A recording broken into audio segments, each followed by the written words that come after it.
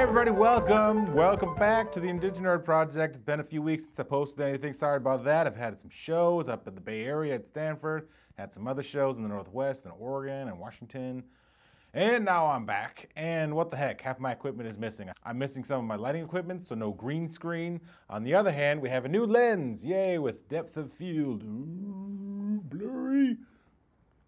Not as blurry. So what's been going on the last few weeks? Done a bunch of stuff. I read Will Wheaton's Just a Geek, which was very inspiring for my own vlogging. He has his blog, it's very successful, and he talks about it in-depthly, and it's very cool. So if you're interested in doing a vlog or a blog, I highly recommend reading it, or if you're a Star Trek fan and you like reading books about Star Trek actors. I also watched Dictator when I was up in the Bay Area. It's a good movie to watch with old friends. It's a good concept, not the most brilliant storyline, whatever, but it had plenty of outrageous comedy moments that had me laughing, and I needed a good laugh at the time, so yay. It was good to see Ben Kingsley in a comedy like this, which is kind of an outrageous, edgy comedy. Sacha Baron Cohen, what are you doing bringing Oscar-winning actors in your movies? It's cool, I like him. Dictator is different from his previous movies. If you like Sacha Baron Cohen, I think you'll like this movie. If you don't like Sacha Baron Cohen, you won't like this movie because that's his level of humor is there, and deal with it. The difference is this movie is scripted, so he's not out there just walking around public being a nuisance with a crazy character. It's all, the characters are pre-written. So, but anyway, I recommend it. I'm currently reading I Was a White Knight Once by Nathan Timmel, a fellow stand-up comedian and a good friend of mine. We started together some 15 years ago back in Milwaukee. So anyway, he wrote this book. Comedians do write books sometimes, and this one is very heartfelt, raw look at his life. It's kind of sad, and but Nathan's not a very happy guy, so that makes sense. It's very honest, and talks about growing up in Milwaukee, which is weird to read about him growing up so many blocks away and knowing exactly what he's talking about. So that's kind of cool for me anyway. But I give the book a nice thumbs up. So Nathan, good job, awesome job reading, very inspiring for me. Cool. I hope some of you guys buy his book and read it. I started watching Buffy the Vampire Slayer, which when Nathan and I were roommates, that was one of his shows. I'm currently on like episode 60-something, season 4, episode 5. I've been a Joss Whedon fan for a while now. You'd think I would have watched it already. Dr. Horrible's sing-along blog. I started watching Firefly, and now the Avengers movie came out, so what the hell, why not watch Buffy? And I dig it.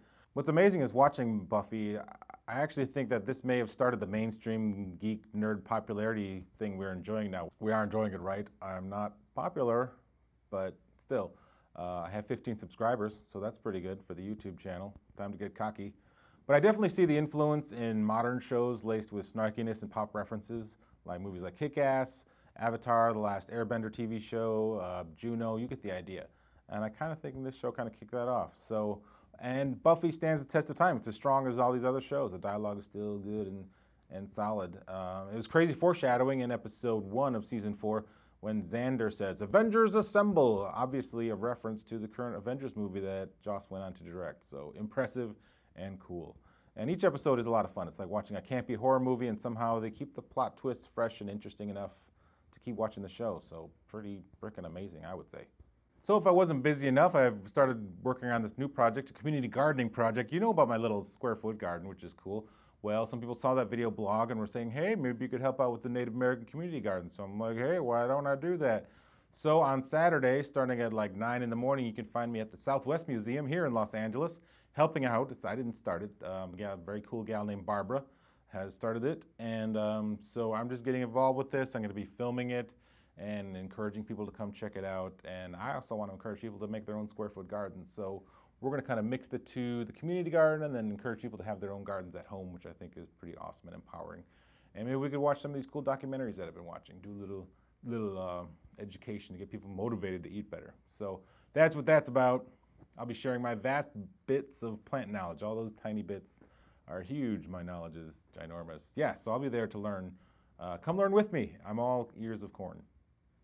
Corny. And last week, I can't not talk about this. Last week I went to see Video Games Live Symphony Concert at the Nokia Theater. That was pretty fantastic. I got invited to my friend Patachi, who happened to be playing in the symphony at the time. She plays for the Pasadena Community Symphony, and they were hired to do the music for this by some guy that does this.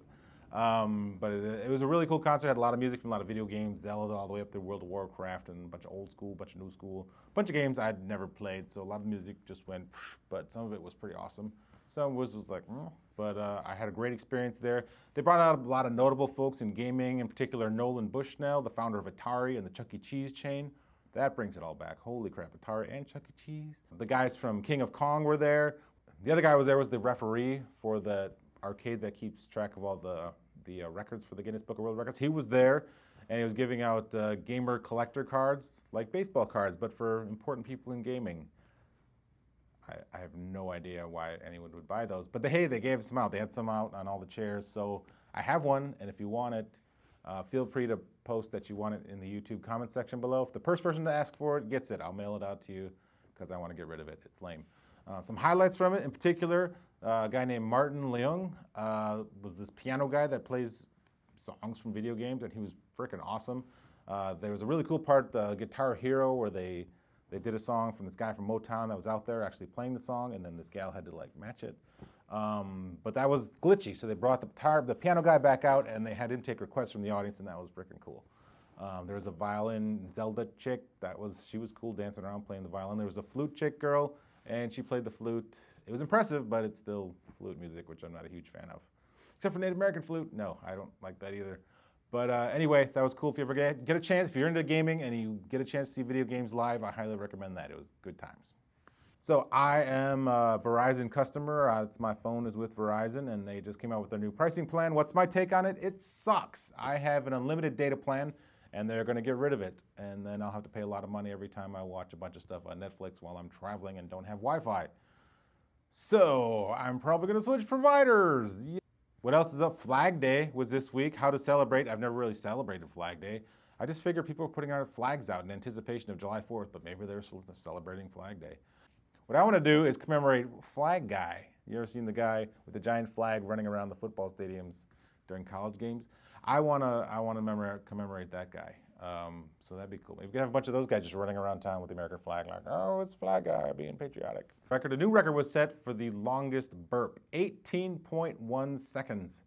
That's a long time to burp. Anyway, this guy set the record at the World Burping Championships in New York. That's kind of a rude thing to set the world record in. You know, did he throw up his arms in triumph and then kind of, excuse me, one of those deals? And if there are any doubters out there about the validity of this world record, this event was sanctioned by the World Burping Federation.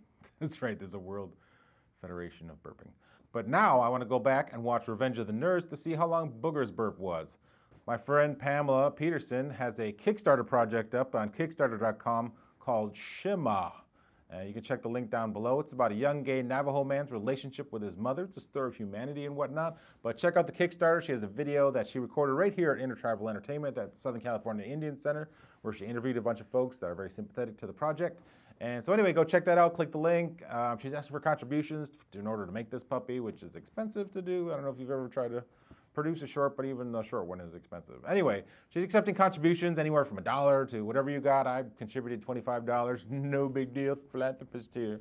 But any amount would be totally appreciated, so please check that out and support my friend Pamela and her project. Hey everyone, hope you guys have a great weekend. Happy Father's Day, everyone. Making my Father's Day happy will be simple. I'm going to be spending it with my family, doing some quality time with the peanut and the baby's mama. It's a good, clean high, and nothing beats it. Have a good one, everyone.